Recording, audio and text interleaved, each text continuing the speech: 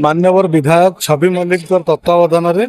नियाली अनेक छात्र छात्री युवक बंधु समाजसेवी और प्रशासन जो भाव आज तिरंगा जात्रा करागला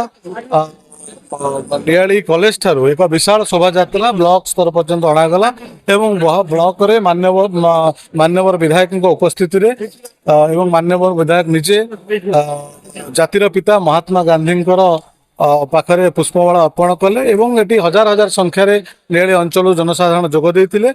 स्वाधीनता दिवस अवसर में आम एति शिक्षा लाभ करवा जाति धर्म वर्ण निर्विशेष आम समस्ते भारतीय आमर जातीय पताका एवं जातीय ऐतिह्य संस्कृति को समस्ते मन रखा एवं आगामी दिन में अखंड भारत को सुरक्षा रखापी एवं भारत मातार जयगान करने आम समस्त संकल्पबद्ध हवा आगामी दिन में नियाली भाईचारार संपर्क किपर भाव में सृष्टि हम आज ताहार एक नमूना थिला तेणु आम आशा करुचु आमर अक्षुण्ण भारत को अखंड भारत को अक्षुण्ण रखापी जाति धर्म वर्ण निर्विशेष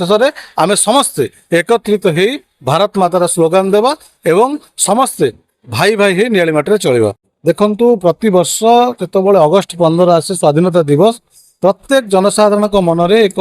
आनंद उल्लास भरी उठे कारण 1947 मसीह जो आम देश स्वाधीन होता इंग्रेज कबल भारत मुक्त होता से आम जो